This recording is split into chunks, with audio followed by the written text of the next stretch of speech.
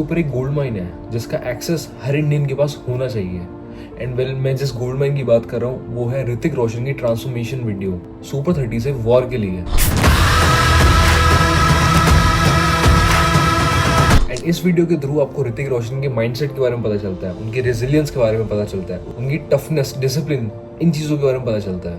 And although इस video के ऊपर कुछ 38 मिलियन व्यूज हैं, बट मैं चाहूंगा कि पूरा इंडिया इस वीडियो को देखे। एंड वो किस लिए? एंड वो इसीलिए क्योंकि ऋतिक रोशन एक बेंचमार्क है, ना ही केवल फिटनेस के अंदर, डांस के अंदर, बट मेंटल टफनेस के अंदर भी, रेजिलियंस के अंदर भी, डिसिप्लिन के अंदर भी। एंड आज की वीडियो के अंदर इन 4 माइंड फ्रेम्स के बारे में बात करेंगे जो मैंने ऋतिक रोशन की उस वीडियो से सीखा है। तो सबसे पहला माइंड फ्रेम जो है वो है dig yourself out of this whole.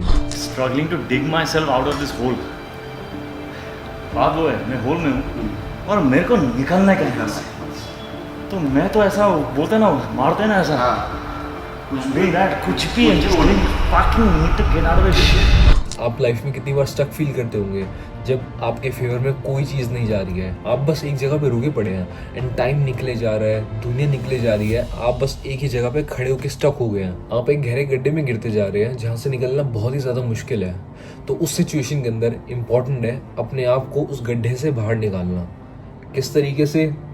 किसी भी तरीके से, कुछ भी करके, हाथ पैर मार के आपको उस गड्ढे से सबसे पहले अपने आप को बाहर निकालना पड़ेगा। एंड वो आसान नहीं होगा, वो काफ़ी ज़्यादा डिफिकल्ट होगा, बट आपको ये प्राइस पे करना पड़ेगा एंड आपने आपको गड्ढे से बाहर निकालना पड़ेगा। उसके लिए आपको अपने लिए गोल सेट करने पड़ेंगे, उन गोल्स को पाने के लिए मेहनत करनी पड़ेगी, डिसिप्लिन लाना होगा, एक बेंचमार्क रखना होगा अपने लिए। एंड वो बेंचमार्क कौन सा होगा? वेल वो आपका फ्यूचर वर्जन होगा जिसको आपको चेज करना है, जिसको आपको चेज करके उस लेवल तक पहुँचना है जहाँ पे आप अपने आप को इमेजिन करते हैं। तो समझिए कि आप एक गहरे गड्ढे के अंदर हैं, बट आपको बाहर की दुनिया दिखाई दे रही है एंड बाहर की दुनिया के अंदर आप ही का एक वर्जन है जो आपसे काफ़ी ज़्यादा बेटर है, आपका ड्रीम वर्जन। एंड आपको अपना ड्रीम वर्जन बनने के लिए इस गड्ढे से तो निकलना पड़ेगा। एंड इस गड्ढे से निकलने के लिए चाहे कुछ भी हो जाए, हाथ पैर मारने पड़ेंगे, छलांगे मारनी पड़ेंगी, कुछ भी करके उस गड्ढे से बाहर निकलना पड़ेगा। एंड इसके बाद आता है mind frame number 2, give everything of your blood, sweat and tear. I don't ask them whether you came first, second or third or last. I don't care. Right. And I genuinely don't care.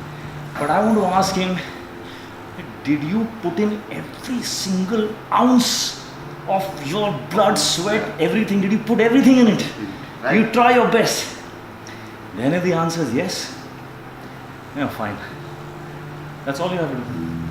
जैसा कि मैंने आपको पहले बताया था कि आप एक गड्ढे के अंदर हैं, आपको निकलने के लिए कोई भी हाथ पैर मारना है, विच मीन्स आपको अपना खून पसीना जो निकलता है निकालना पड़ेगा, बट आपको एक एक्सट्रीम तक जाना पड़ेगा अपने गोल्स को पाने के लिए, उस गड्ढे से निकलने के लिए। उसके लिए आपको बहुत सारे सेक्रीफाइसेस करने होंगे एंड वो सेक्रीफाइसेस किसी भी फॉर्म में हो सकते हैं। अगर आप एक डिसिप्लिन के रास्ते पे चल रहे हैं तो आपको काफ़ी सारी चीज़ें सेक्रीफाइस करनी होंगी, डिस्ट्रैक्शन सेक्रीफाइस करनी होंगी, दोस्तों के साथ मिलना, बैड डाइट, बैड फूड, हर चीज़, डिस्ट्रैक्शन आपको सेक्रीफाइस करनी होंगी। आपके हर एक्शन के लिए आपको एक प्राइस पे करना होता है।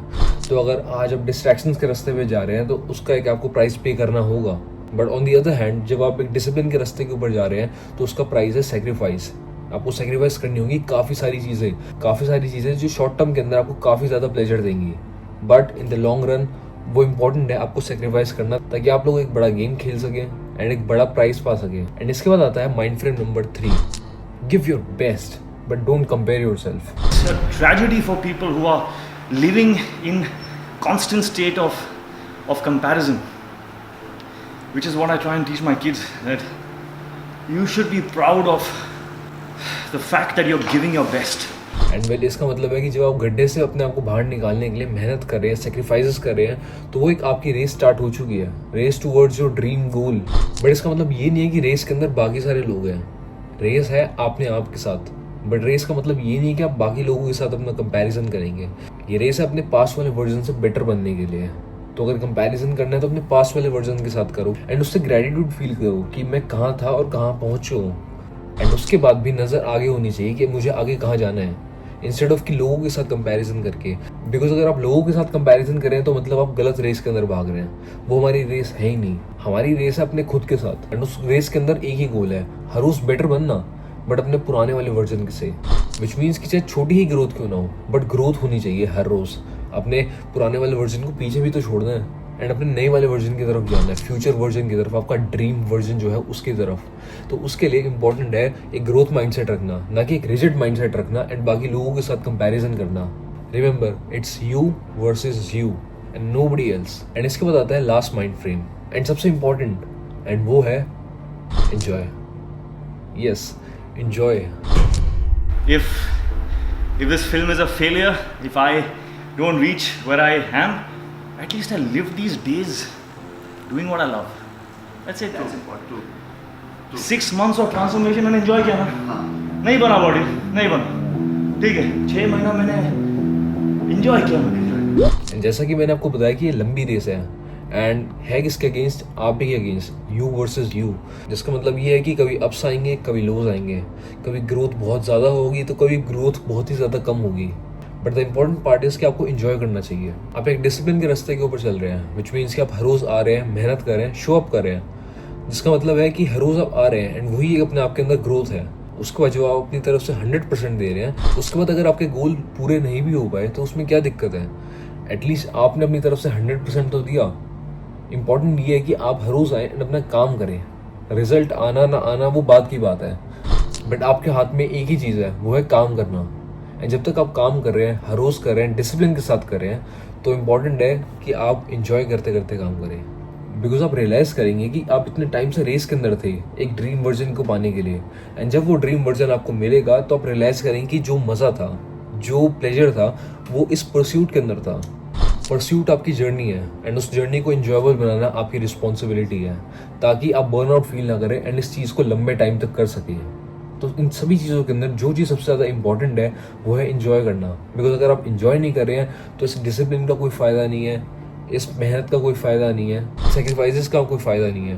बिकॉज अगर आप इंजॉय नहीं कर रहे हैं, आप बर्नआउट फील करेंगे एंड आज नहीं तो कल इन सभी चीज़ों को बंद कर देंगे। इस चीज़ को सस्टेनेबल बनाने के लिए आपको इंजॉयमेंट ऐड करनी होगी एंड हर रोज़ इंजॉय करना होगा अपनी जर्नी को। ये थे 4 माइंड फ्रेम्स जो मैंने ऋतिक रोशन से सीखे हैं। ये 4 माइंड फ्रेम्स आपको रेजिलिएंट बनने के अंदर हेल्प करेंगे, आपको कंसिस्टेंट रहने के अंदर हेल्प करेंगे, डिसिप्लिन में रहने के लिए हेल्प करेंगे एंड आपको एक बेटर वर्जन बनने में हेल्प करेंगे। तो आज की वीडियो के लिए इतना ही। आपसे मिलता हूँ कल। सी यू एवरीवन, बाय।